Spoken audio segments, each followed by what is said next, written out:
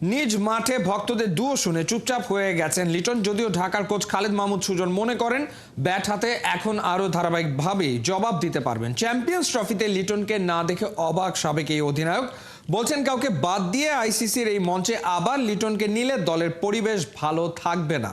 চট্টগ্রাম থেকে সাইফুল রূপকের পাঠানো রিপোর্ট।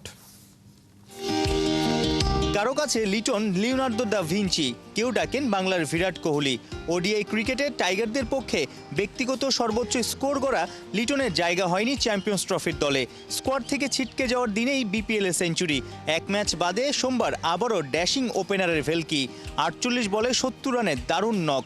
ইমনের জায়গায় জাতীয় দলে এলকেডিকে ফেরাতে আলোচনা হচ্ছে জোরে সোরে। এখন যদি আবার তাকে ঢুকায় সেটাও একটা বড় ভুল হবে, যেটা আমাদের 99 ওয়ার্ল্ড কাপে জাহাঙ্গীরকে বাদ দিয়ে নান্নুবেগে ঢুকানো হয়েছিল। তো জাহাঙ্গীর সেটার কী মনে হয়েছিল তখন? সে ওর প্রতি এটা অবিচার করা হয়েছিল তখন, ঠিক না? তা আমি মনে করি না এটা করা উচিত কোনোভাবেই। বরং আমার মনে হয় একটা ব্রেক লিটনকে আরও শক্ত করবে, মেন্টালি স্কিলফুলি আরও সময় পাবে।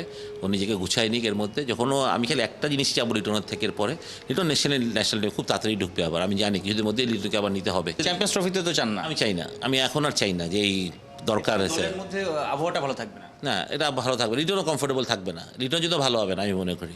তো আমি মনে করি লিটন যখন নেক্সট টাইম বাংলাদেশ উঠবে, ও যে তোর কনসিস্টেন্সি পারফরমেন্স করে, যেটা লিটনের সবচেয়ে বড় প্রবলেম। আমরা কথা বলি লিটন ভালো খেলে, একটা দুইটা খারাপ খেলে এরকম কথা হচ্ছে, বা লিটন তো আমি চাই যে এরপর যখন লিটন বাংলাদেশ ঢুকবে, যেদিনকে ও বলবে যে এনাফ, ও যদি রিটায়ার করে, এরপর আগে লিটন যে তার বাংলাদেশ থেকে বের না। আমি এটাই স্বপ্ন দেখি যে লিটন অনেক বড় কিছু করে বাংলাদেশের জন্য, বাংলাদেশকে অনেক ম্যাচ জিতাবে। বাংলাদেশের প্লেয়াররা মেন্টালি অত স্ট্রং না। অনেকেই বলে সোশ্যাল প্ল্যাটফর্ম কিংবা গ্যালারিতে ভক্তদের দুয়ো নিতে পারে না অনেকে। লিটন কুমার দাসের সাথে যে ইনসিডেন্টটা হয়েছে, আপনি কি কথা বলছেন তার সাথে, বা কি হয়েছে আসলে? তাকে মেন্টালি স্ট্রং করার বিষয়টা ঢাকা ক্যাপিটালস কীভাবে দেখছে? ও একটু চুপচাপ হয়ে গেছে, যেটা একটা হয়তোবা ভালো কিছু হতে পারে। এই চুপচাপটা হয়তোবা ভালো দেখিয়ে দেয়া। হ্যাঁ, না, চুপচাপটা ভালো এই জন্য যে হি ইজ থিঙ্কিং, ও নিজের সাথেই যুদ্ধ করতেছে আমার মনে হয়। তো এটা ভালো। ভক্তদের এমন আচরণ খুবই দুঃখজনক আসলে। আমি মনে করি যদি আপনি ভক্ত হন, ভক্ত মানে খারাপ সময় ভক্ত থাকবেন, গালি দিবেন, ভালো সময় ভক্ত হবেন, এই ভক্তের দরকার নেই আসলে। আমি মনে করি লিটন ভাই কোনো ব্যাপার না, আপনি ভালো পেন, আপনি আবার আপনি আসবেন, কষ্ট করেন, এই কথাটা বলতে পারেন না ভাই। এই ভুয়া তো এটা তো একটা একটা কী বলবো, রিক্সালাও বলতে পারে। আপনি যদি একটা শিক্ষিত দর্শক হয়ে থাকেন, তাহলে আপনি মানুষকে ইনকারেজ করবেন যে ভাই কেন এটা বলতেছেন। এখানে বিপিএলে বিদেশি মানুষরা খেলতেছে না, তারা কি দেখতেছে? তাদের ন্যাশনাল একটা হিরোকে আপনি ভুয়া বলতেছেন, গালি দিতেছেন। Is it fair?